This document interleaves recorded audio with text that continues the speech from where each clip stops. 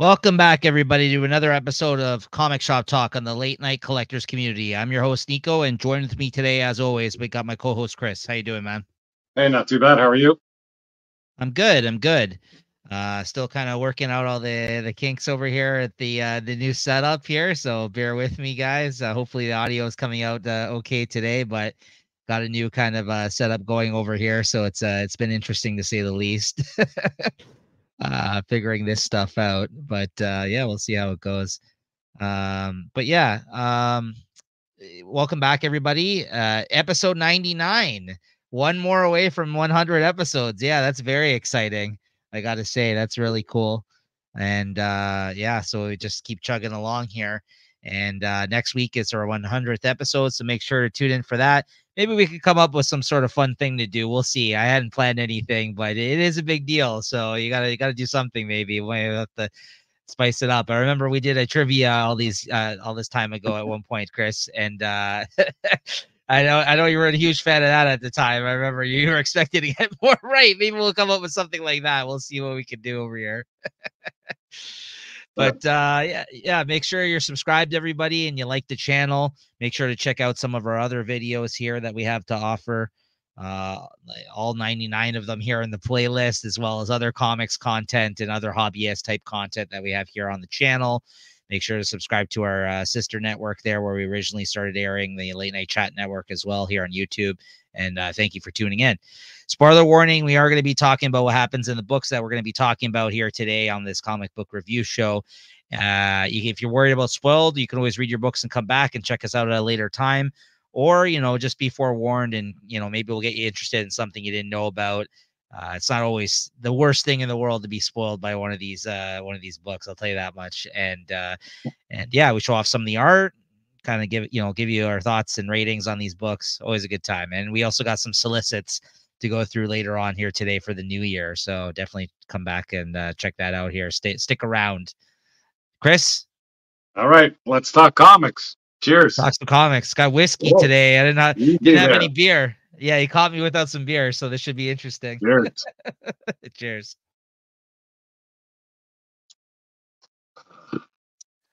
All right. First up on the docket here today, we got Wonder Woman #2, which I think there's an issue with the solicits.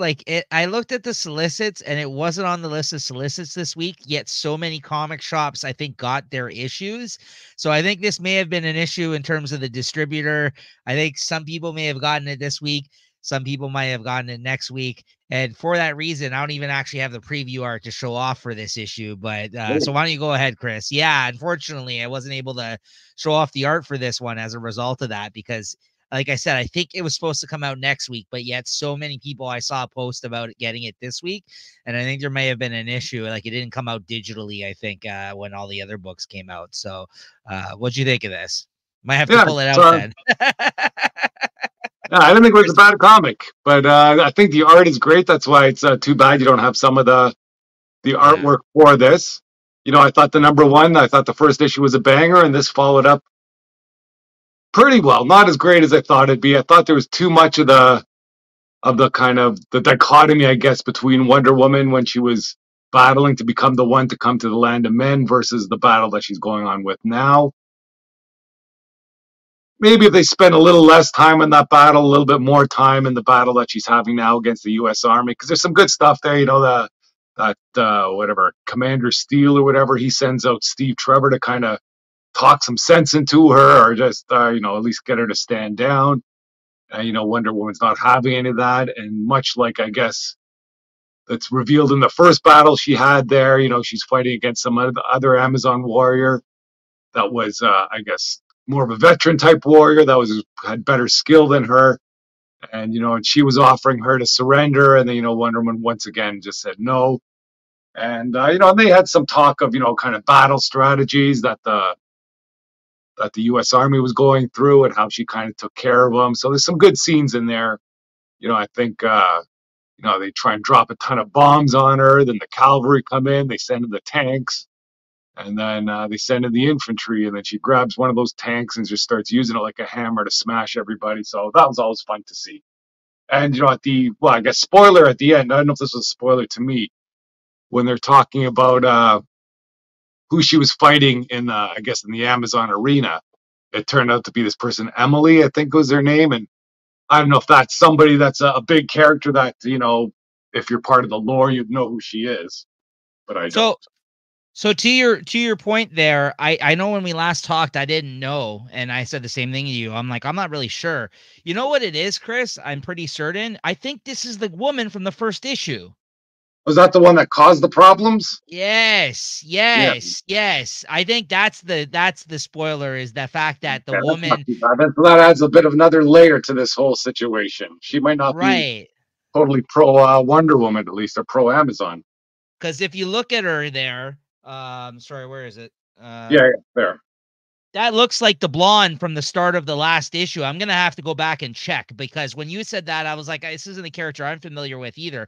But I think it is that woman that stirred up all the shit and killed all those men in the Yeah, bar, because she was also like a big statuesque kind of blonde. And if she has ties to her, who fucking took her down in this tournament on, and all these years ago, that they keep cutting in these flashbacks with in this issue, it actually does give a lot to kind of, it is a big moment at the end to reveal yeah. that It this would make woman we sense have that it would met. be her too. I think it is, because when you asked me that, I didn't know, and then I went back and was looking over the issue after we last spoke, prior to recording this here today, and I was like, oh, I think this is the woman from the first issue, because I'm like, I don't know who that is either, and I don't know why that would be a big reveal at the end, but I think that's who it is. I agree with you, though. I wish I could put up the art for this one too. The art was fantastic. This was another good issue. But I also agree in the sense that, as a follow-up to the first issue, that first issue was so strong that this wasn't as good as the first issue, but it's still really fucking good. Oh yeah, so And good. yeah, I'm honestly really hyped up for this run, because I know Yep. that I've heard Tom King talk about some of the stuff that's coming up. He's going to start writing the backups story in this issue, these issues as well, that are going to be telling another story about the future of her daughter Trinity, which he introduced in like another thing leading up to this Wonder Woman series. So I'm totally 100% on board. I'm happy to add this to my pull list. I'm happy to be reading a Wonder Woman book for the first time in, honestly, forever. I think the last time I read a Wonder Woman book and had it on my pull list was during the New 52, which was like, I don't know, 20 years ago now. It's like 2011. Not 20 years ago, but it's fucking 12 years ago. Yeah, honestly, like, I'm honestly really happy about this, because I am a fan of Tom King. I'm not a fan of everything he's done. That being said, this is being a strong start to hopefully what turns out to be a really good run on this character. So I'm really happy about that, because I've tried other runs, never really kind of got me like to continue with them. And this has been pretty solid so far, right out the gate. So yeah, what'd you give this out of 5? I'll give it a 4.25. I like that. Same, yeah, very good issue. All right. One that was on the chopping block, I think, for both of us this week. We got Daredevil #2 coming out. And I don't have my copy. I did order it, but my comic shop had to reorder it because something happened with my order for mine. So anyways, what'd you think of this, Chris?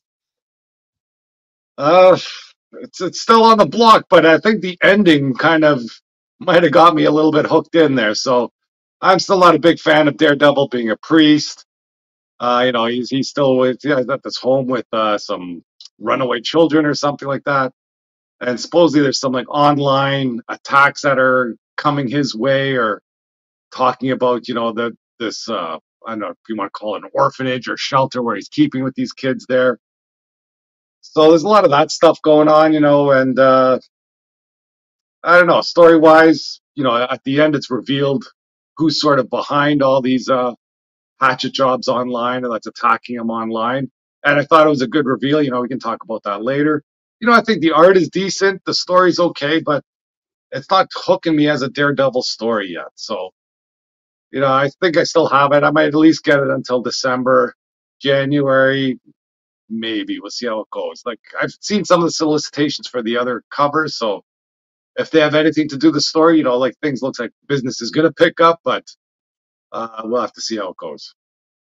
Yeah, I'm right there with you again on the same page. It's still on the chopping block for me, but this issue definitely made me gave it another pre-order. Like I Yeah, like my pre-order is about to close out tomorrow.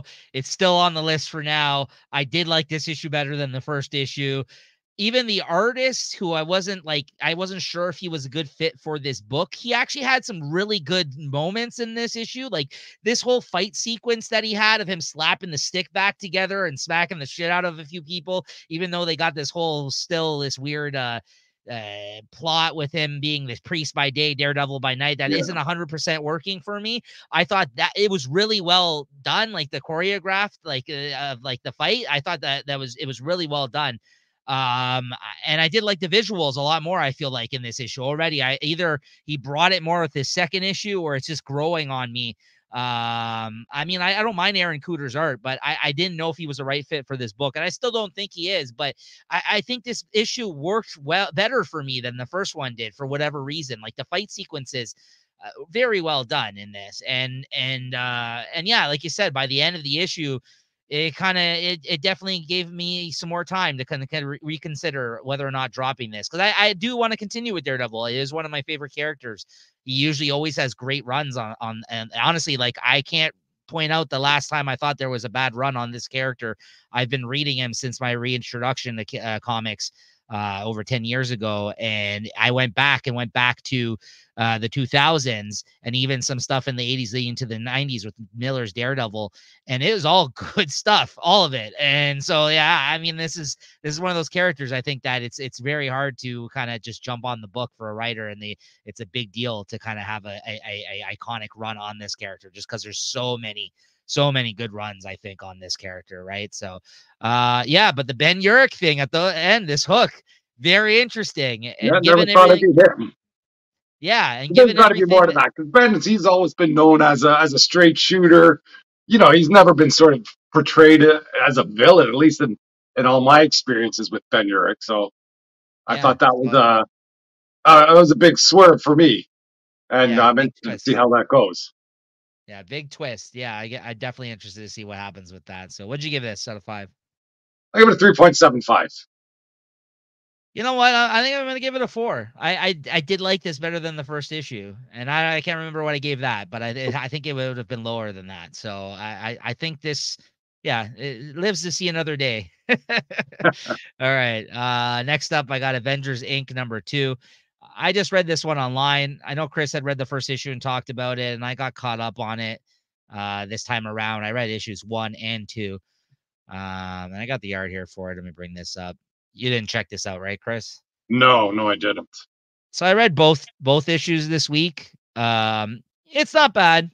I mean, it's kind of, it is what it said it was going to be in the solicits of like being more of a noir kind of detective story set in the Marvel universe. You got the Wasp that's kind of like spearheading this whole investigation, like agency type deal that she's got going on in this series. And then you got Victor Shade, which is a variation of the Vision, which they found out was um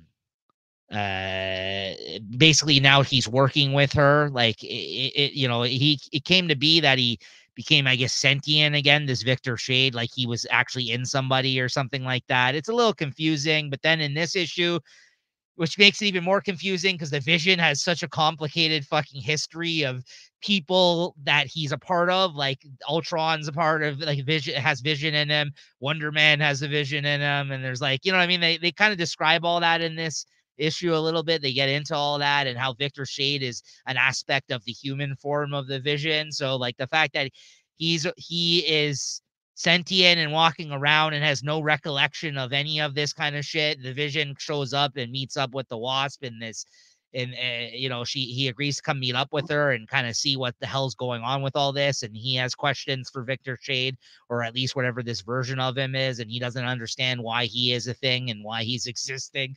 So it's very strange and weird. It definitely leaves a lot of questions out there, but I think that's kind of a bit of the interesting aspect of this book as well. Like there is definitely, it's a mystery book, so there's mysteries involved, and You don't even know about the central players in this mystery, the people, the investigators themselves, if they are who they say they are in that sense. At least Victor Shade's case, the Wasp just seems to be Janet Van Dyne, the Wasp. But there's this whole other kind of mystery, one and done, that kind of takes place in this issue that they're able to solve and figure out. I won't get into the specifics of that, but again, it takes place within the Marvel universe. They are touching on things that exist within the Marvel universe, so it all kind of tracks. Whether or not I'm interested in that kind of story in the Marvel universe, I guess time will tell. I mean, I'm just reading this digitally right now online, but this was okay. I mean, by the end of it, I was like, yeah, that was a good one and done issue. It wasn't bad. Again, I think the way they left off in the issue gave you a little bit of a cliffhanger and maybe something more to look forward to. It turns out, I guess, at the end of the day, they're bringing in some more characters, Valkyrie and Jane Foster Thor, it looks like, by the end of this. And actually, sorry, because I read both issues back to back, that was revealed in the first issue, was the fact that Hank Pym is behind a lot of the goings on, obviously, that are happening. Like, he's kind of the bad guy, I guess, in the shadows right now in this book. So that is yet to be revealed. So yeah, I don't know. It was all right. I'll give it a 3.5. It's decent. Whether or not I'm going to continue reading it, time will tell. We'll see. I'm not completely sold, but Al Ewing's a decent writer and it's a decent story being told. Titans number 4. This book was on the chopping block for me this week, and unfortunately it's getting chopped. I listen, again, this isn't bad. I'm enjoying this. I haven't read too much Titans. I like Tom Taylor's, obviously, his version of Nightwing. I love Nightwing. I love him on that book. This is him inserting him into kind of like a team kind of aspect. I liked the Titans story that set up the Titans, like him going over to the Titans in the Nightwing title. But, I'm not as invested, I think, in the Teen Titans, quite honestly. So, like, as much as I like him writing Nightwing, he's a bit player in this book, which I can appreciate. I like how he's not the main focus of every storyline. But with the Beast Boy kind of event coming up, the fact that that's going to be the main central focus of this series for a few issues, and not only that, it's going to spin out into its own mini series that's like 4 or 5 issues that Taylor is also kind of helming.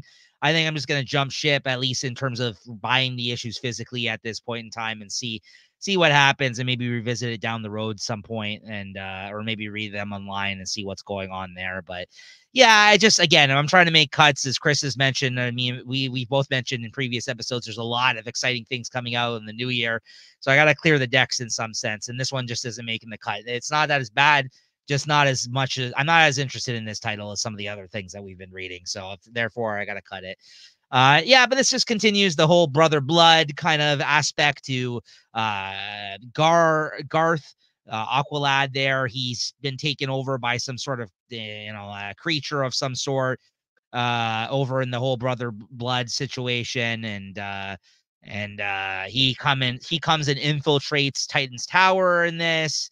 And meanwhile, they're trying to like keep the Flash safe from like some murder that's supposed to be happening in his near future, which they kind of addressed in the first couple of issues of this story.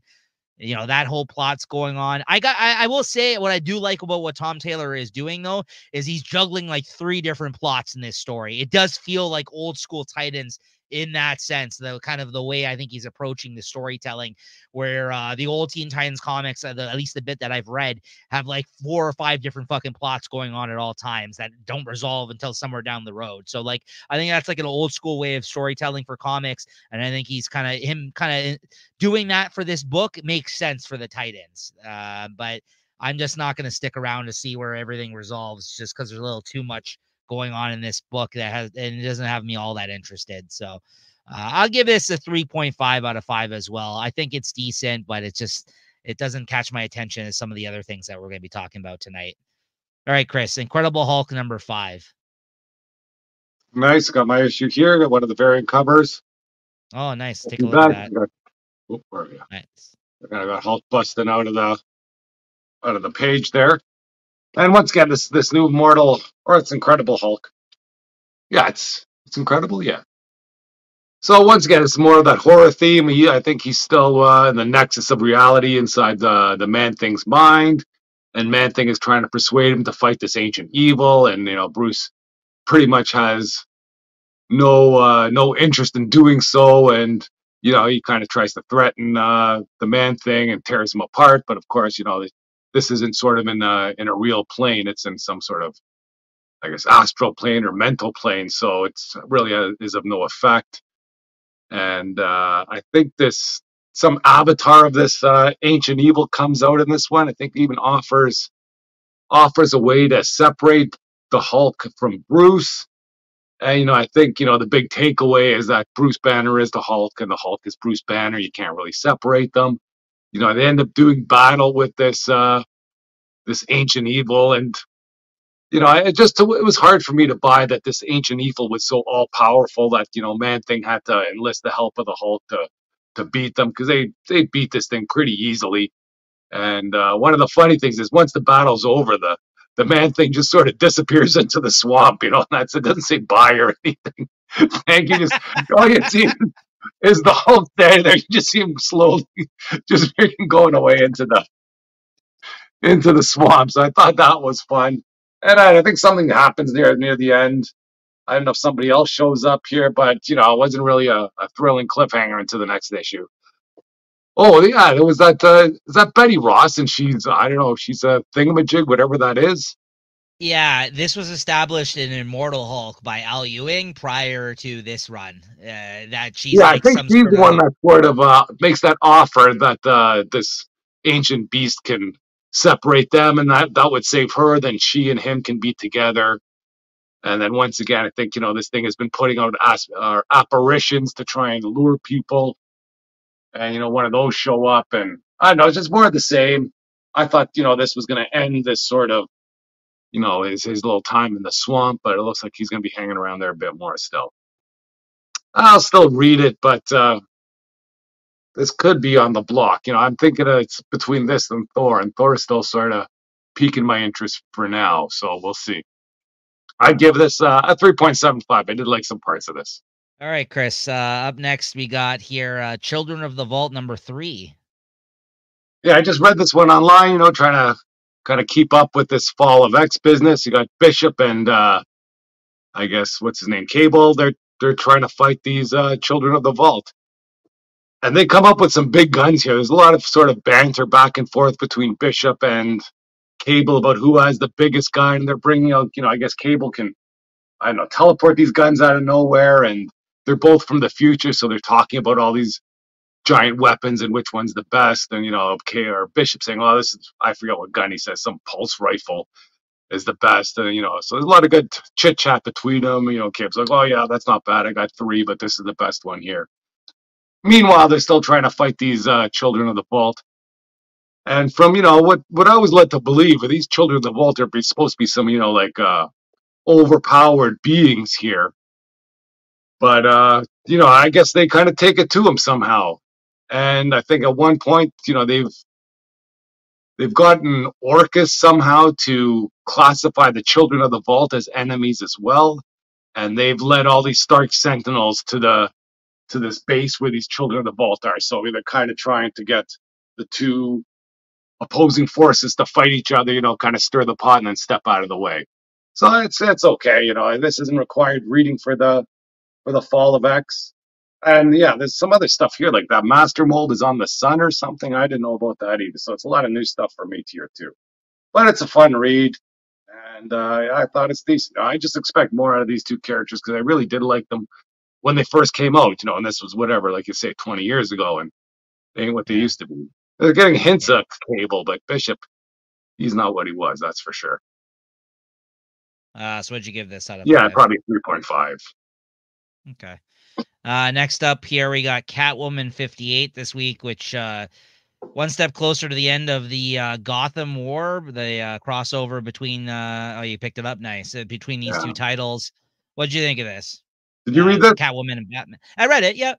Okay, so I don't know, this is like a freaking U-turn from what's been going on in the Chip Zdarsky thing here. Here you freaking show up, you see a broken Batman, and then he's been almost at Selina's throat this whole time, ready to give up his whole family about all this stuff. And then sort of once he starts to break down, he kind of catches himself and they start fighting. And I guess some new some new villains are introduced in here that are trying to fight this. I guess it's the rest of the whatever the crime bosses or something. So now Right. it seems these two are now put together as a team to fight what was going on, which just seems to freaking just negate everything that happened in the last few issues that seemed to be, I wasn't very a big fan of, but it seemed to be a big deal when you're, this kind of destroyed the Bat family, and you had Batman, I don't know, put that fear toxin into Red Hood or something.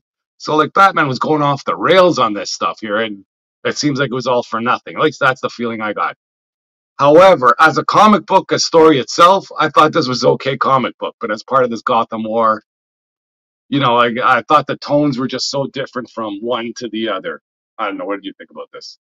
I really liked this scene where the lady Clayface was impersonating her, because even when that happened, I was like, it's not often that we were shocked by things in the book, and just Yeah. the way they addressed it, I was like, well, that didn't happen. I'm like, what the fuck happened there, right? And, like, Yeah, I gotta like look Vandal's, twice and make sure. Did she really? Is that head really cut off? And like, yeah, it's not real, but I'd like you yeah. gotta look twice and see what happened there. I mean, but I for a second there though, I was like, what the fuck just happened? And then I was like, oh yeah, okay, that's right. Yeah. I guess she was previously established to be part of the crew in the Catwoman book Yeah, in I guess. jail. Yeah. Yeah, I think so.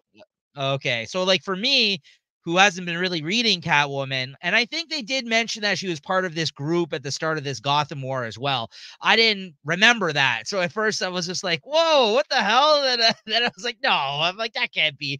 But of course he flipped the page, and right away they were like, oh yeah, no, it's Lady Yeah. Clayface. At I was least like, they saved it for another page, so you get that kind of like, whoa, what happened? It makes you want to turn that page.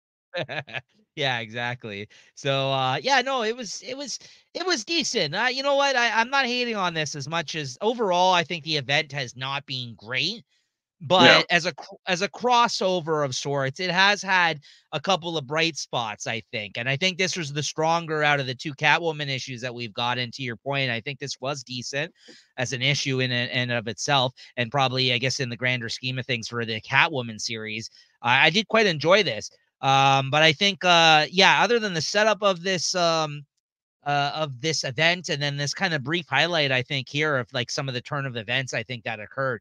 I think overall it hasn't been a successful crossover, but it's had moments. We've read worse. I'll say that we've read worse events and crossovers here on the show, and this has had at least some redeeming moments, I would say. I do like that Jason, as fucked up as he is, was able to help somebody at the end of this issue too. Yeah. So that was nice. And you got all the villains showing up at the end. So it was all right. What'd you think of this? So what'd you give it? Uh, I'll give it a 3.75. Like I said, as a story on its own, I liked it, but as part of this Gotham War, I thought it didn't fit in, and it just messed up the whole Gotham War. But I do like that stuff with that Vandal. Is it Vandal Savage or whatever? How he's Yeah. kind of screwing over Batman. I like that sort of stuff. This was more comic-y, where the beginning was, it seemed more gritty in the Chip Zdarsky stuff. All I just gotta say is, I don't think there's any way that Chip Zdarsky came up with this idea. I think they forced this idea on him, and he's trying to freaking make it work. But that's just a side point, because Yeah. he's I don't think better we're, than this. Come on. yeah. Listen, I'm not going to disagree with you. This is, a lot of events or crossovers are editorially driven, right? So there you Yeah. go. So, but yeah, 3.75. Agreed. I also give it a 3.75. I do think this is one of the better issues, let's say, of the crossover. Local Man number 6 up next here.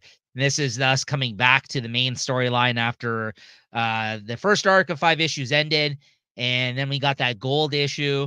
And you know what? This is one. Now, there's a lot of things I read online that, despite having read them online, maybe I've dropped them, maybe I've just read them online from the start. This was one that's been sticking with me, and I don't always come back to all these books that we read digitally either, for that fact. Like, honestly, that's why I wanted to make this point. And I went out and bought the first trade. I saw it at my store. I was like, you know what? I'm enjoying this story. So I wanted to point that out, just because I didn't know if I was going to pick up that first trade or not. But when I kept thinking about it, I was like, this is something I do enjoy keeping up with and coming back and revisiting this series. And I thought that gold issue was fun that we talked about. Anyways, this is a return to the main storyline here with issue 6. What'd you think of this? Might have to go take the lead on this one here. I gotta. Oh yeah, with the dry season. Yeah, I remember this one. Yeah, I kind of read this. Is probably one of the first kind of books I read during the week. There's some funny business going on here with that wife and the cop, and then Yeah. he, like, I don't know if he's making moves on her. You know, it's almost like this some sort of slice of life, but just wacky things happen. Because doesn't some I don't know what kind. I don't know how you want to term the person that comes in, like not a terrorist, but like I don't know, some guy comes into that coffee shop, an extremist, let's say there. Yeah, a conspiracy theorist, Yeah, an extremist for sure. I mean, it's a certain type of person I think they're trying to portray here that exists in society, but not to get into that. But he is definitely a person who is very upset with the way things are running in this city or this town or whatever, to say the least. And yeah, he opens fire on some fucking people in the diner here, or at least is about to.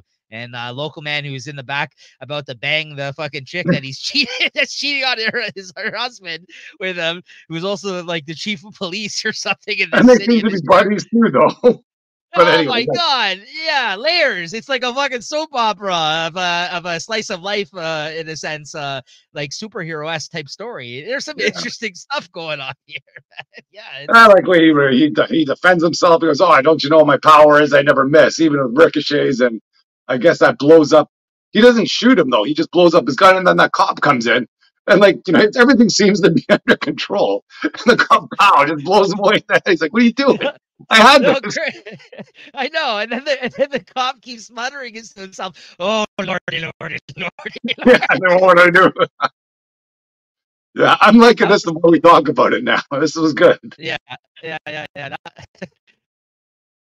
That was my favorite part, was the part where he's like, "Oh, lordy, lordy, lordy, lordy." Yeah, I He's think like, then some of the fallout from this, there's yeah, wasn't whoever that shopkeeper was, she's having some sort of I don't know, young upstarts sort of meeting, and it seems one of those young upstarts has some shady background or something. I don't know what's going on there, but yeah, but just good stuff all around. yeah, Yeah, it looks like the woman is part of some sort of behind the scenes deal that she's doing that's not fucking like legit. Like it seems yeah, like she's a bad guy, the one that's cheating on her husband. So I mean, if anything, this guy might have to team up with her husband to take her down, like because she seems like a bad guy by the end of this. She's on the phone with two mysterious people that call her, yeah, and then there's like some weird fucking undead person creeping through the woods at yeah. the end. So I like don't think I got this part here. This left behind or whatever, who that was or I where don't think that we're fits supposed in. to. Okay, I think it good. was kind of like it was kind of some like weird end that were like that had to make us think like what the hell is that, right? Like it seems like Yeah, whatever she has in those tubes, I think might be a containment of undead superheroes or something. I don't know what's yeah, going on. So like I mean that would be my theory, is that they're trying to utilize superheroes or something, and maybe they're keeping, maybe one got loose and that's what's creeping through the woods and it's dead. I don't know, but very interested to see what happens next though. I still like this book. Every time, yeah. like you said, like I when like we it talk too. about it, it's one of those very under the radar books that like even every time I read an issue, I'm like, yeah, I don't know why I'm still reading this. And then I read it, I'm like, oh yeah, I like this book. Yeah, Like, it seems weird. So, what'd you give this out of 5? I'll give it a 4.25. Let's say I liked it. Yeah. Yeah, same here. I'll give it the same thing. It was a good issue. Next up, we got Batman Superman World's Finest number 20. What'd you think of this, Yeah, Chris? I This ordered is this. the I don't think I got my physical copy though, but it's what Batman and Superman back to the world of Kingdom Come. So I was all excited about this. Didn't really care too much about these front splash pages, and I thought it was kind of crazy how they got to get back to that world there. Well, I know, like, is Superman like carrying him on the treadmill or something like that? But anyways, however, they end up getting there, and I thought it was interesting how Flash said, you might take some time to whatever to acclimate your frequencies. So they show up at a time where pretty much all the superheroes are dead, and then they kind of bounce back to a more normal time, like, or an earlier time in this world, and and that Kingdom Come world was pretty crazy. And I guess they end up meeting up with Boy Thunder. You think it's going to be a big happy family there. Like it seems that way. He's like, "Oh, Clark, I knew you'd never stop looking," and And there's Superman. Oh, I never did stop looking. And he goes, oh, I'm so glad you're back. And then then hilarity ensues after that. So I am liking this arc. And one of my favorite characters there, this Boy Thunder, who I hated when he first came up. It looks like they put a twist to him, and I'm down for what happens here. With him becoming Mangog or whatever. What do you think of it? Yeah, I enjoyed this issue as well. I mean, I'm glad they got to this point at the end where it looks like he attacks Superman, because like I thought we were gonna jump.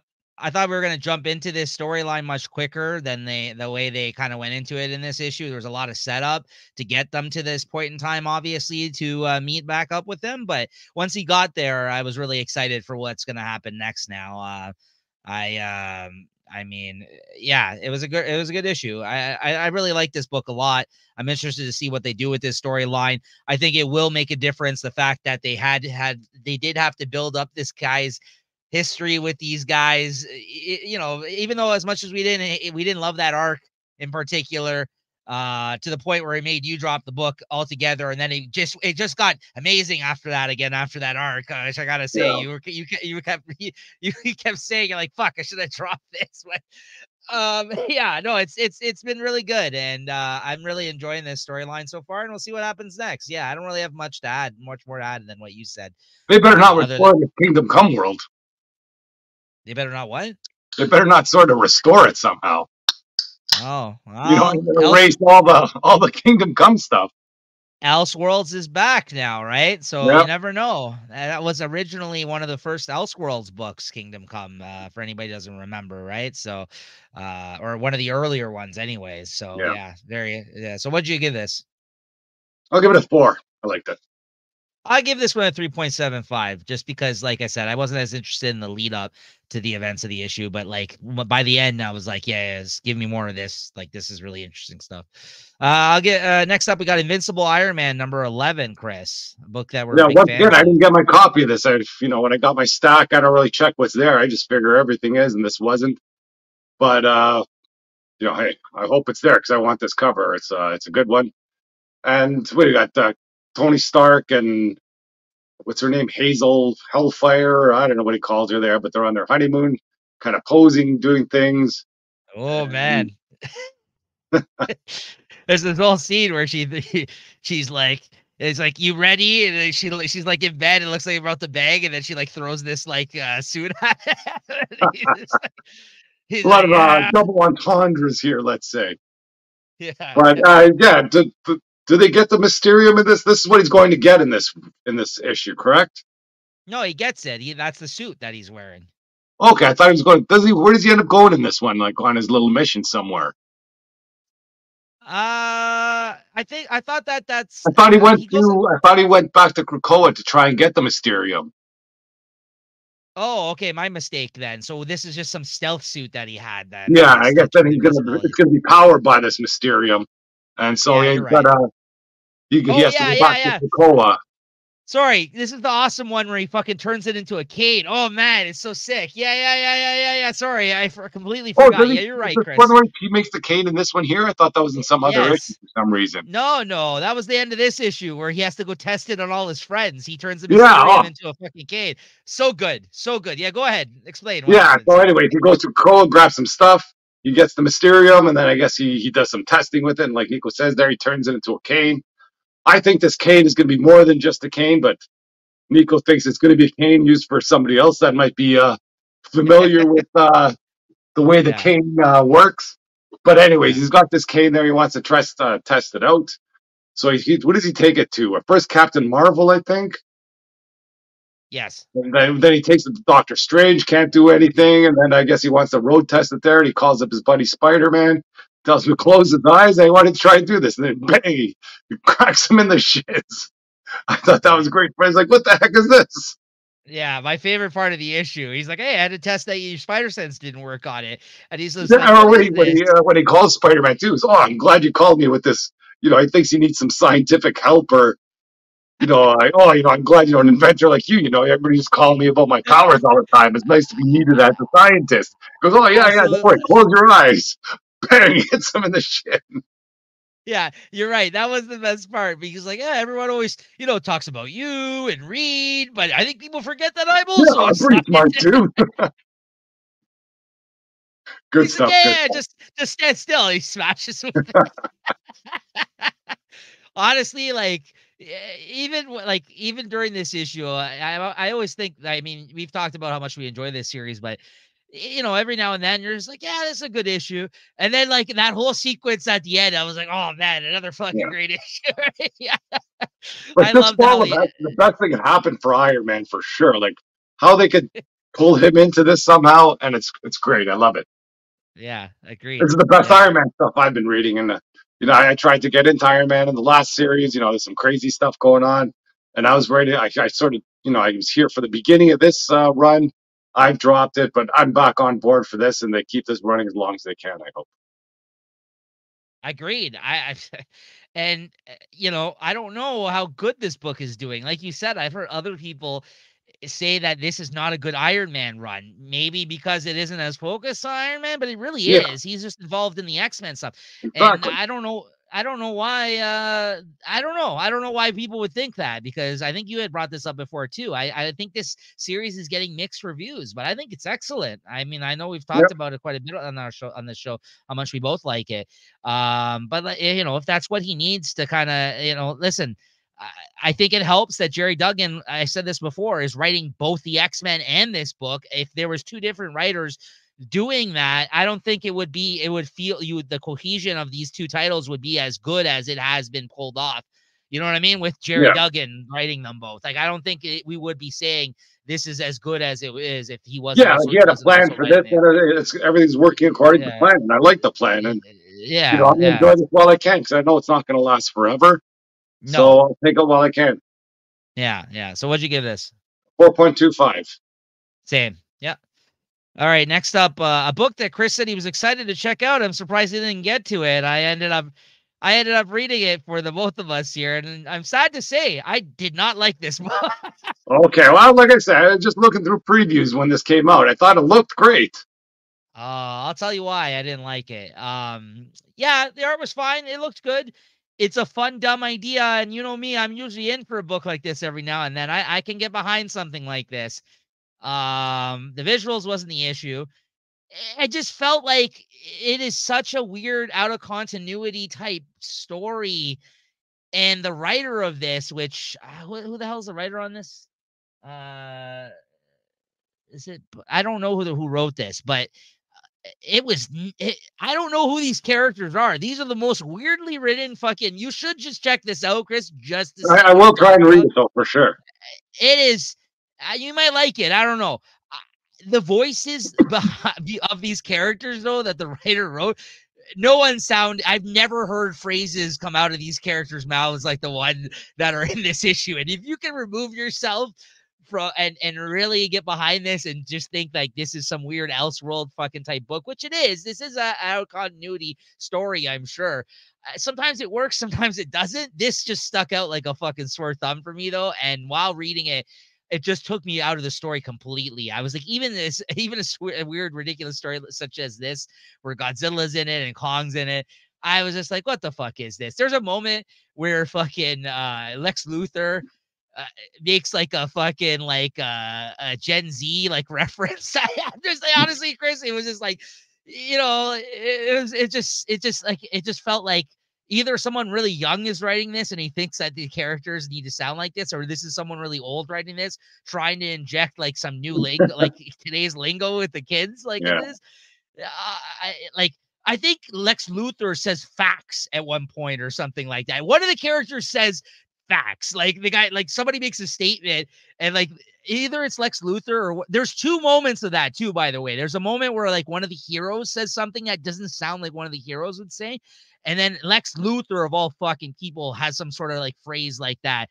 Like where he says facts or something stupid like that, or that's lit, something stupid like that. And Yeah. I'm like, I'm like, when the fuck is Lex Luthor ever said? And it's like the characters in this are the Society of Evil Villains or whatever they're called. What are they Yeah. The called? Legion of Doom or Yeah, like the fucking Legion of Doom or whatever, like is in this.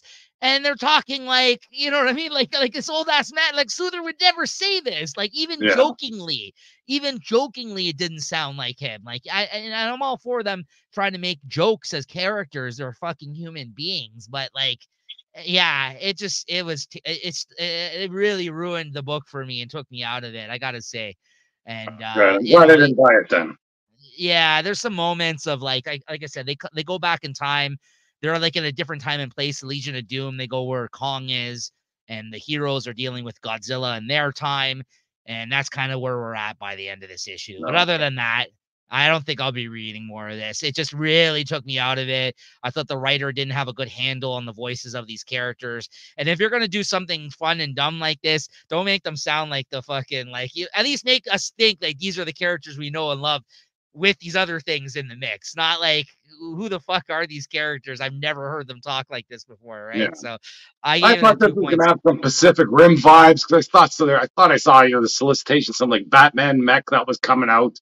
It very much might at a certain point. Like there was those elements of it were fun. The Godzilla and the Kong thing weren't the bad part of this. It was the DC that was bad. Like that's what I mean. Maybe they got somebody who wrote it that writes those comics that's like trying to do their stab at DC characters, and it's just not working. For me, it just took me right out of the book. So I got to give it a 2.75 out of 5. And I liked the art on it, but in terms of the writing, the characterizations, it totally failed for me. Totally. And next up, we got Harley Quinn, Black, White, and Redder, number 4. I don't got the art for this one either. I got this awesome cover, though, the Chris Bocciolo cover. Yeah, that's a nice one. Very cool cover of the classic Harley. Very cool. I will say the highlight of this issue was there was a Kyle Starks written story in this one, which was really enjoyable. I did like that. Other than that, again, like all of these issues, same thing I'm going to say about all of them. It's an anthology. I didn't love every story. But the stuff that I did really enjoy was the Kyle Starks story the most, which was really, really good. And there were some interesting artists I don't think you would normally see drawing Harley Quinn. So they're trying to do some interesting things with this anthology, but overall, I haven't really loved this anthology, and I'll have to give this one a 3.5. And but the Kyle Starks story was the best one out of everything here. He continues to write good things. I know we've been kind of singing his praises on the show a lot, and I think this is another example of a good story that he did. And he teamed up with an artist that he's done other things with, like a very, very cartoony style, which I think really helped with the Harley Quinn story. Like it's a good fit for it in here. Chris Schweitzer is the artist's name. He's worked with him before, so. Batman White Knight presents Generation Joker number 6, which is the conclusion of this series. What do you think of this, Chris? Yeah, I know this whole series sort of ran out of steam for me. I was happy to read the ending just to see how it goes. I think I even friggin' like the Joker. It's still a lot for me to get over this Joker, and I forget what they call him here. What's his real name here in this one? Like Jack Napier? No, is it Jack? Yeah. So like how that he sort of redeemed himself or something, or this Jack AI that they're trying to save. And with his kids, it's all fun stuff. But it's still at the end of the day, he's the Joker, and everybody's afraid of him. And and I'm still not 100% sure exactly how there's a couple of Harleys in this one, which one's who and how they all fit in. But I did like when once Batman shows up in this, then business picks up and the story kind of finds its way. I think this whole White Knight label or series kind of lives and dies on Batman's back. And, once he's not in there, it kind of falls apart. But once he gets there, everything sort of gets back in business again. That's how I felt with this here. I don't really remember even how it ends. If I think he died or the AI dies, but then they find some way to get it back, I believe. Is that what's going on here? Yeah. Yeah. So Jack at the end is sticking around. It looks like, and there's some conclusion of sorts where it's like like a corny, like the sister and brother are okay with each other once again by the end of this. Got your back. Yeah, that's why I don't remember this. Something's all just blown. But I guess the cliffhanger that it ended off on was that there's one of the Flashes there. I think it's Wally it's either Barry Allen or Wally. I think it's Wally, and he's working in a lab here, and it looks like Lex Luthor's there as well. Yeah. And that's I guess again leading into the eventual Batman White Knight Justice League series. I think that Sean Murphy is going to be doing at some point. So I kind Yeah. of think this just helps further that part Yeah, of the just kind of storyline introduce the because new characters in this world. Yeah, I did like that reveal of Lex Luthor. So yeah, because he has a big hunk of kryptonite here at the end. And of course, in the end of the last Batman White Knight miniseries that was written and drawn by Sean Murphy, he introduced Superman at the end of that one. And yeah, then they also alluded to the fact that there's going to be a Justice League at some point. So like, yeah, it's that all like you said, you made a good point. It lives and dies on the basis of the White Knight series and the Batman stuff that Sean Murphy obviously orchestrated, wrote and drew and fucking created this whole kind of corner of the DC universe for himself. I think these spinoffs have been decent, but not nearly as successful as the main series of miniseries has been, the one that he's been writing and drawing. yeah. Of course, it helps that he's drawing it as well. Not that they've had bad artists on these miniseries. No, I just think that, that is the more interesting story. Would I say this is required reading? No, I don't think so. But was it an okay miniseries? Yeah, it wasn't terrible. I think this is better than the fucking 2-part Red Hood one, but it's not as good as the Harley miniseries that spun out of Batman White Knight, which I think is the best out of all the miniseries that they've done. Was the Harley Quinn miniseries that they've done outside the main Batman White Knight storyline. That one was really good. But otherwise, it was fine. So yeah. what'd you give this? I'll give it a 3.5. Same. Yeah. Yeah, not bad. Next up, Chris, big game number 4. Big things. Big game number 4. Yeah. So we got Hit Girl escaping to the I imagine it's the prehistoric, some dinosaur era. And he thinks she's just going to be stuck in the past, but I guess not. I don't know who those people were. She runs into some city with I guess some, I don't know, people that are running the world there that have taken over the world. I'm not sure. Are those supposed to be known people? That group that they run into? Yes, so that these characters are from his book Empress that he did, Mark Miller, which a lot of people won't remember. This is actually before he went Image exclusive with all his titles. He did this book at Marvel when he was still working for Marvel on Marvel's now line that's gone imprint called Icon, which Yeah, is the one that first printed Kick-Ass. So Marvel used to have like a Vertigo kind of like imprint yeah, years ago that their creators could do creator own stuff in, and Mark Miller originally did Kick-Ass on that on that imprint because he had a Marvel exclusive deal at the time. So but when he left Marvel, he retained the rights to Kick-Ass and everything else, and he's brought it over to Image in the meantime, and he's been at Image forever now. But that's that book that many people won't remember that book because a lot of people became fans of Mark Miller after his time at Marvel with the Image titles. And most of the characters in this big game have been people that he's written over with his Image series. This series, though, Empress, was a really good one. I would recommend people check that out if they've never seen it. But go ahead, yeah. yeah. But anyway, there's some overlord there, and I guess they capture this Hit Girl. They find out that in the future, nobody even remembers who the overlord is, whoever this overlord was, and his influence on Earth is gone. And that freaking upsets them. They have that chrono suit there, and freaking he powers that thing up, and like what a swerve to the end of this. Now, like there's that battleship too, where I guess what's his name, Nemesis, or this group of people that are trying to kill all the heroes. They seem to have gathered every superhero that's still alive to meet on this boat, for one last stand against this evil. And Kick-Ass, I guess he doesn't make it there because he missed the bus or something. So I thought that was fun. But then freaking, they just all get wiped out. So it looks like everything's all done here in this group that's trying to rid the world of superheroes. They seem to have the upper hand. And at the end of it, it's almost like the Avengers. There are all these little time portals open up, and this Empress world freaking has just dropped in on Earth. And I imagine Hit Girl isn't probably in one of those ships there too, because she survived somehow. I'm not sure what this was going on here. Is that just that chrono suit being chained up there, or maybe I missed that part too? But either way, even if you don't know what's going on, whatever is going on, it's all great. Yeah, I'm having so much fun with this series, and I gotta say, hands down, this was the best fucking looking book I've read this week. Jesus Christ. I mean, that Wonder Woman book would look great. Like we just talked about how good that book looked at the start of this show, but Pepe Larraz on this fucking title, honestly, like I gotta look at what else he may have done this year, because like I don't know if we've talked about him this year at all other than this title.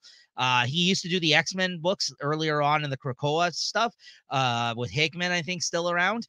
But like, this is one of the best fucking looking books out there. I mean, this might shoot to the top, possibly.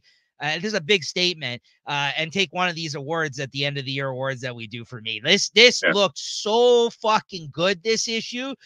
Stuart Immonen, who I love as an artist, drew the original Empress.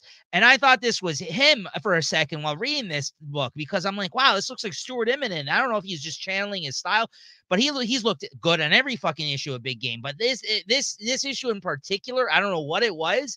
I was just like, wow, this is a fucking great looking book this week. Yeah, I can't say enough about the art. I don't know. Did you think the art looked good in this one? Because I thought it was killer, this I issue. thought it was Like, great, but not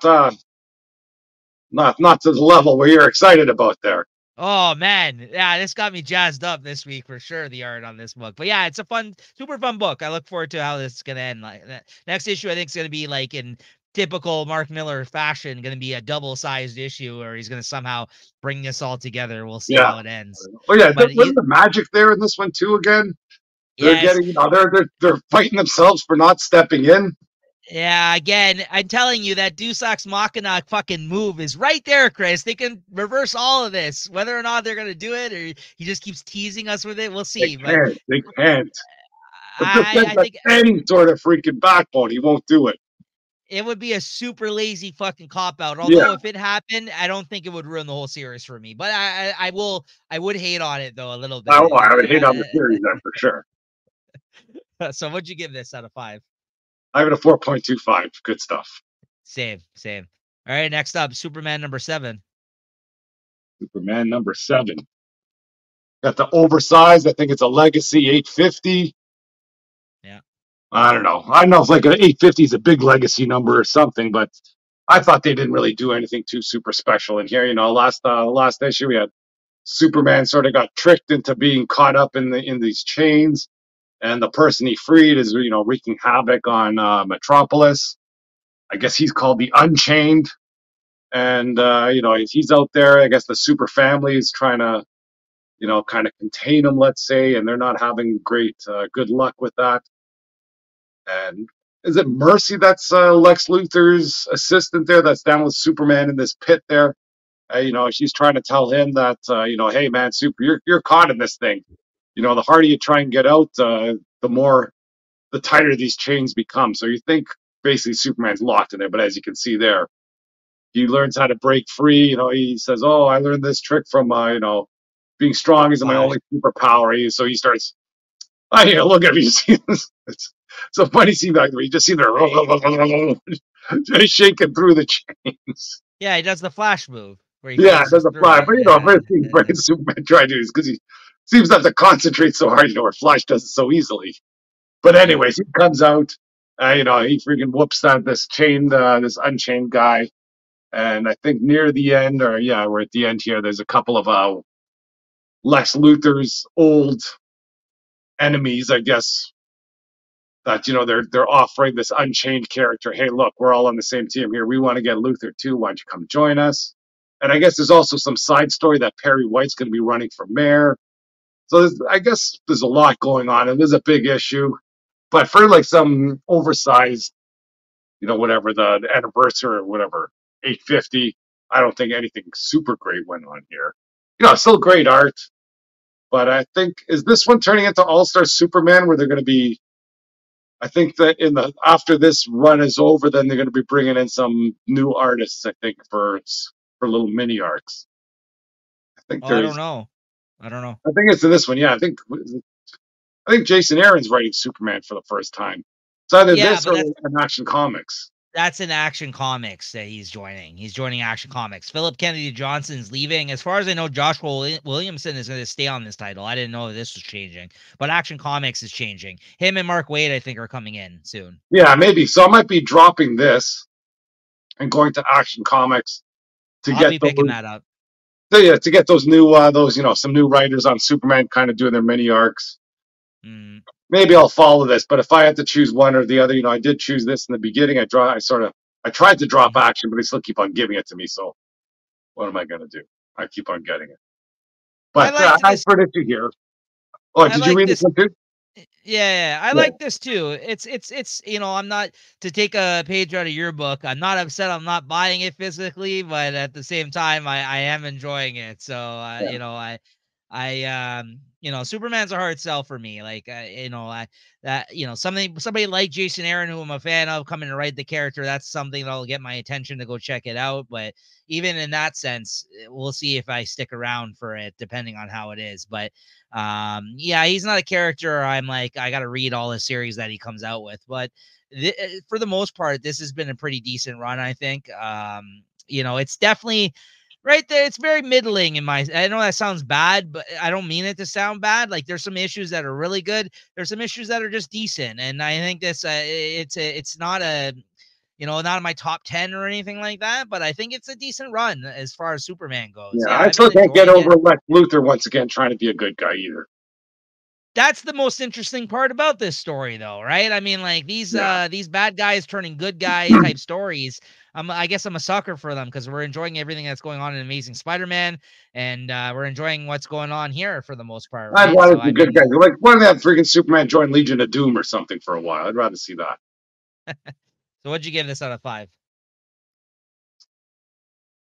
3.75. I was going to give it a 3.5, but I'll give it a little bit. Still a good comic. Yeah, I'll give it that.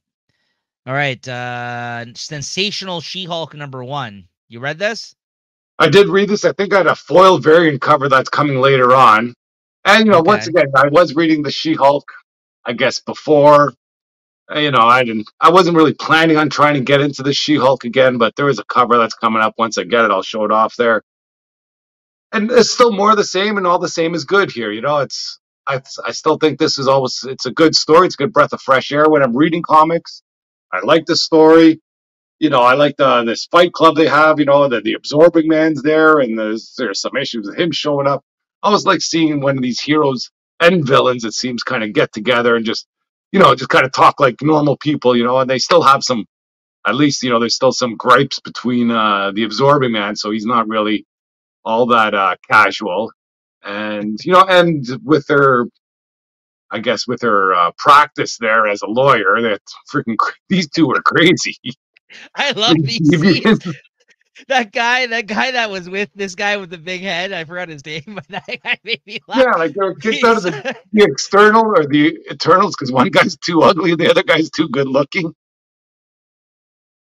And they're trying to get jobs.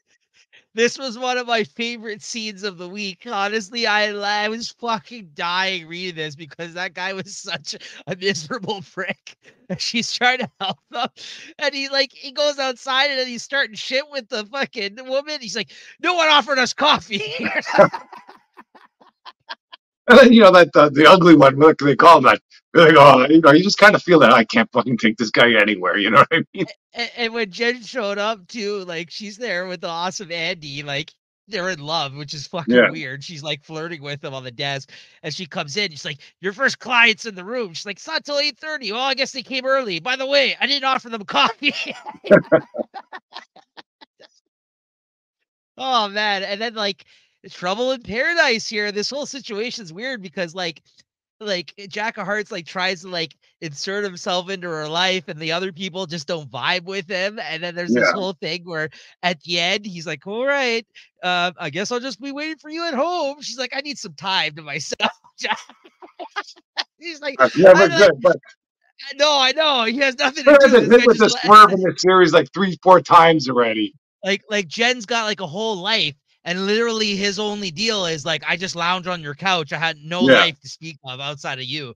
And that's never good when he's got nothing going on like outside Yeah. of her. So she's like, he's trying to like come around, and these other people are like, not, what part was weird though, when he shows up, like all like the other Titania and them were like, oh, I get it now. Look at him. Like, what is this? This guy looks like a dork, man. What do you mean? Like, you Well, get especially it? when they Like, got him standing beside her, like when he's not. I guess he could make himself bigger because in the beginning he seemed to be a bigger guy. Then he lost some power and he kind of just shrunk to a normal size. But anyways, I'll keep on reading these definitely digitally. I think I got a few. Oh, the Hulk shows up at the end too. There, I forgot about that part. Was she looking for him or he's looking for her? But either way, when these two get together, I'm down for that. So I think I'm in for the next few issues at least. And I'm sure as time goes on, these covers are gonna. I think there's a Carrie Andrews cover that I want to get next. There's a whole bunch of covers coming down the road. So this one's. I always get suckered into buying it just because of the covers. And I'm happy that there's a good story behind it. I'll give this story a 3.75 for sure. Maybe even close to a 4. Oh, I give it a 4. I liked this issue. I will say the only negative I'll have to say about this issue is because, like Chris pointed out to me before we recorded here today, he doesn't understand why they fucking rebooted the series. Obviously, they reboot series that kind of drive sales up, but at the same time, this is like a bad first issue because it really just took everything that came before it and led right into the next one. Yeah, so like it felt like just another issue of the series. Yeah, so like just an issue, whatever, 15 instead of number 1. Yeah. And I would have so more like respect for that issue 15 than number 1. I think it fails as a first issue in that sense, right? But that being said, I thought it was a really fun issue though. And I've been reading this in trade prior to now, but I might be back on reading it digitally because this was quite fun. I really enjoyed this. So yeah, good issue. Lastly, we got Nightwing 107. He's a pirate now. Arr, there you go, Craig. Arr, finally another crappy Nightwing comic. This one wasn't the best. I'll agree with you on that. Yeah. I feel bad for Nightwing, man. Like, he was on such a good run there that he got hoodwinked by whatever, the Night Terrors. And now they're trying to, shoehorn in some baloney story before this Beast Wars comes on. Oh, I think I might be out of Nightwing. This is finally happening for me. I love it. No, get the fuck out of here. This is going to be a single arc. You're it's going to be a single or whatever, a couple issues for this. Then you got the Bizarro stuff coming out, or not Bizarro, the Beast World coming in there. So that's going to be a couple issues. I might have to just sit back, relax for a bit, and see when this arc picks up again. But, there's some, I guess it's a fun issue. He's a pirate there. He's stuck with his, I guess it's his, I don't know, is it his ex-girlfriend or Dick Grayson or Rick Grayson's ex-girlfriend? Rick Grayson's ex-girlfriend. And does he remember any of his time as Rick Grayson or no? No. Okay, so maybe it's not as scandalous as it made it out to be. But anyways, there, I guess he can't travel in his Nightwing costume. It was funny when he puts his clothes on, and then with this Captain Blood, she's like, "What the hell is that? The clothes were in the other bag." He's like, "Well, that was there. Okay, I'll wear this anyways." But anyway, then I don't know why he was afraid to jump in the water there. That went over my head. But I don't know if we know.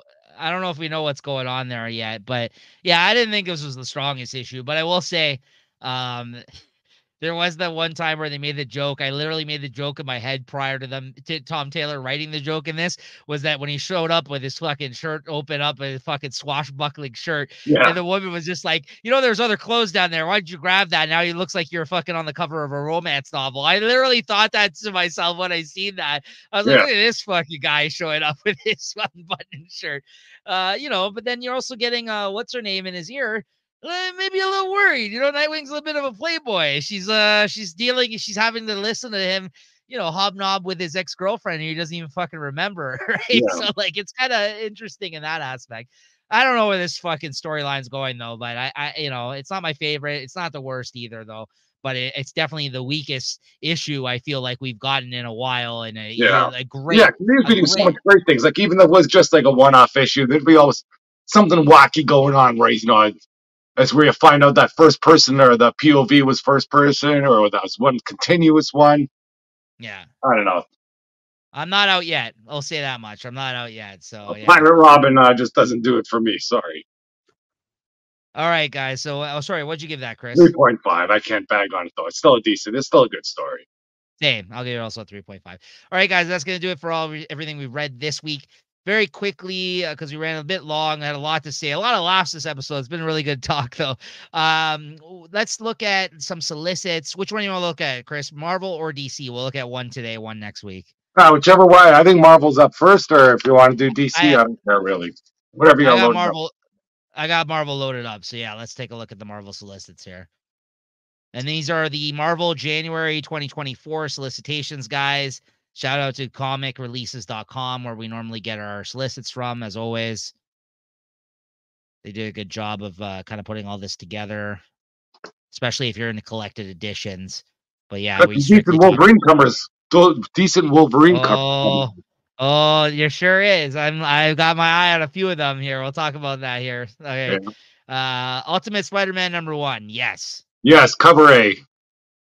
Yes. I know you got a whole bunch of split with a bunch of different Spider-Mans, but I'm gonna stick with cover unless this one is not a ratio, the last one. If that's not a ratio, I might go for that one. This is a nice one too, yeah. Yeah. Next up we got Avengers Twilight 1 of 6. Yes. I'm going for all the Alex Ross covers for sure. Oh, interesting. I'm going for the Daniel Acuna cover here. I like his stuff, and he's the artist on the interiors of this book, so I'm going with that. But that Alex Ross fucking cover is really nice too. So yeah, got a couple of them there. That first one, because it looks like you have a second one there too, with it being Iron Man. So I'm hoping you just have all 5 issues as different whoever's going to be in there. Yeah, it's probably connecting covers, actually. It may make me reconsider if that's the case. That is a nice one. So, yeah, Avengers Twilight #2 as well. Yeah, we're both in on this. Fall of the House of X #1. Yes, absolutely. Oh, that's a Russell Dowder, Matt. Oh, hold on. Is that a Mark Brooks one? I might have to go with this. Yeah, if this is a regular cover, that Mark Brooks one, I think I might have to go with that. Is that Mark? It looks like him. Oh, there's also, maybe. I don't know if there's Art Germ too for one of these Fall of X or House of X. There's an Art Germ Magic. I just saw a picture of that one. It's freaking, that's gold. Oh, that's the one I have pre-ordered, actually. I do have that already pre-ordered. Yes, I do have the Magic one. Is that a regular cover though, or? Usually Art Germs they're not like he has a Virgin variant that might be a. Yes, I think I haven't even seen it. I just seen the solicit on my pre-order say Art Germ Magic, and I was like, yeah, I was gonna buy it before I saw it. Then I saw it today. It's good. Rise of Powers of X. Yes. Yep. Yeah. Down for that. I'll be oh, that's a Jay Lee one, isn't it? Is that Jay Lee? I don't know. That they're not good about posting the covers here in terms of on this site. That's one thing I will say about them. They're not always up to date. I think that's a Jay Lee cover. That one's pretty sick too. But yes, I'm in on both of those. Cable #1. No. Dead X-Men #1. I'm gonna read this online. I think I might get this online, but it's tempting me. Resurrection of Magneto #1. You know what? I'm gonna read this, but I don't think I'm picking it up anymore. Just because I think yeah, I think this is going to be an extension of the X-Men Red series because it's Al Ewing, right? So I figure, you know what? Why start here? I haven't been getting up Red for how long now? So I think I'm just going to read this one online. I'm not going to pick this up, but I'm definitely interested. I'm interested to see what happens. But the lists are like Storm and that. I was like, I don't really care about Storm. So, next up, we got Amazing Spider-Man 42. Can you hear me? Yep. Okay. Yes.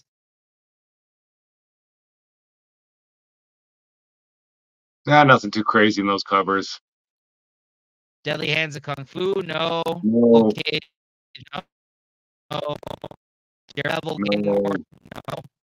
Spider-Woman, maybe. That's supposed to be an ongoing series with Spider-Woman. Oh, yeah. It is, yeah. You might bid on that? Maybe. Whoa, Kid Venom. What the fuck is this? Kid Venom. Fuck that. No. Fuck that? No? Yeah, okay. No. I'm not on that. I'll read it, but Jackpot. I just want to give this, just forget about Household Jackpot, but I'll probably buy it anyways. Yeah. Yeah, I I don't thought know they'd if I'll have better read up. covers though for this. Come on. Yeah, I that one's all right. Yes. They need some great coverage for this. Yeah, you need some cheesecake is what he's trying to say, guys. Power pack into the storm. No. No. Giant size Spider-Man. No. No. Miguel O'Hara, Spider-Man 2099. Another No. That's like a miniseries. weekly one too, I think. Yeah. Oh, that's a sick cover though. Oh, that maybe that cover. Those covers get me in that freaking yeah, that's a maybe Todd that McFarlane. That's a Todd cover. McFarlane homage. That's Todd Yep. McFarlane Spider-Man homage. Oh man. Okay. I might have to get that because I got the Batman homage like that. Yeah, Miguel O'Hara, Spider-Man number 2. You're right, weekly. Yeah, 1 to 5, guys. God's number 4. Yes. I don't know. Oh, nice. I like that Doctor Strange cover. Spider-Gwen Smash number 2. No. No. Carnage. No. Spider-Boy. Oh, but Yes, look at that freaking yeah. another one. Yeah. That's the nice, those 300 homages. I can't get away from those either. I don't even buy this title, but I'm buying this cover. I'm buying this issue. I'm gonna pull a Chris on this one. I need that cover. That's a nice one. Yeah. So yeah, that's yes. Sentry, no. Thunderbolts, no. Superior Spider-Man. You still in? I think I might be out. I gotta clear the decks. Like you say, this is all just. Yeah, I'm out. Thanos, yes. I'm grabbing this. Yeah, that second cover is pretty sweet. Marvel Meow number 1. No, I don't know. That freaking this first cover though, it might get me. He's holding up cats. The Lion King. Listen, I love cats, but no, I'm out. Oh man, this might get me. I can't go for the Lion King. Punisher, I'll see how it goes. You know, I'm in until I read it. I'm in. Daredevil, no. Black Armor, no. X-Force 48. I read this online. Maybe. Yes. Yeah. Fucking Beast back in action. He was crazy. I love him. X-Men 30. Yes. Yes. First cover, probably this one. Yeah. Yeah. Wolverine 41. Yes. Online. Yes. Fuck, too many good covers here. Like, you got to get that one. That he's in the Canadian flag. But the A cover is freaking awesome. I know. Those are all pretty fucking good. Wolverine 42. Yes. Yep. Online. Some You're buying it now. Saber-Tooth War. Yeah, I'm back in. Some facsimiles. Venom. Captain Marvel. No. Avengers digitally. I'm reading this. I'm out on the issues. I think I might be out of Avengers. I might continue reading it. Sensational She-Hulk. She-Hulk. Sensational She-Hulk. Yes. Reading it online. I might have to get that one. Secret Wars. Yeah. There's a Secret Wars cover. Very cool. And Captain America 5. Yes. I'm getting the Jim Rugg Wolverine variant. I'm getting this. Yeah. Very cool. Hulk. I'm out on that. Well, maybe. Ghost Rider looks like. Yeah. The Spirit of Vengeance. It's the old Ghost Rider, the war one. And Mortal Thor. I'm out on this. You're still going? Yeah, I still go what he's got with that freaking Thor. I might be reading it online anyways. But Daredevil 5. Yes, I'm in for now. Yeah. Capwolf. Yes. Reading it online. I think this last issue. Yeah, I'm in. Silver Surfer Rebirth. No. Invincible Iron Man. Yes, I'm reading it online. You're picking it up now, right? Yeah, hopefully. Yeah, good stuff. Yeah, if you get it. Good stuff. You got Forge in the mix now. Look at that. Nice. Wrong variant. Guardians. No. Black Panther. No. So yeah, Fantastic Four, no. Avengers Inc., no. Spine-tingling Spider-Man, no. Doctor Strange 11, yes. Marvel Zombies, Black, White, and Blood. I think we're both reading that online at least, right? Yeah. Aliens, and then you get to the Star Wars, and that's it.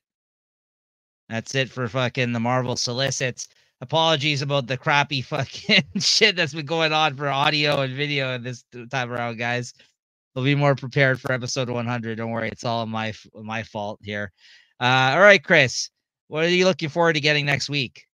Next week I've got Alpha Flight 2 or something, Dark X-Men 2, Predator versus Wolverine 2, Oh no, that's sorry, wrong one. Alpha Flight 3, Captain America 2, Dark X-Men 3, Marvel Unleashed 3, Predator versus Wolverine 2, Amazing Spider-Man 36, Thor 3, Uncanny Avengers 3, Harley 33. Probably reading the Schlub and maybe a bunch of other stuff out there. I'm not sure. Unless there's some image stuff that I'm missing or some Skybound stuff. Maybe I don't know if Transformers coming out. That's a bit too soon, I think. Yeah. Yeah. Next week for me, a lot of the same stuff that I'm reading online like you, but then Harley Quinn 33, Amazing Spider-Man 36, Black Hammer The End 3, Captain America 2, Immortal Thor 3, Marvel Unleashed 3, Predator versus Wolverine 2, Uncanny Avengers 3, Universal Monsters Dracula #1, and then Void Rivals #5. No Transformers, but Void Rivals Oh, comes yeah. out. So yeah, Yeah, I'll pretty try to good read sized that week. next time. Yeah, try to get caught up. It's been pretty good sized week and some interesting stuff. So look forward to that, guys. Hopefully with better fucking connection and audio next week. Fucking really fucking stumbling towards the finish line here. All right, go ahead, Chris. What's your favorite book of the week, man? Oof. Tough one. I gotta give it the Big Game. Yeah, I gotta agree with you. The way I fucking wax poetically here about how much I love the art, I went on and on and on. Like you're like, even you were like, hey, whoa, calm down. I like the art, but not that much.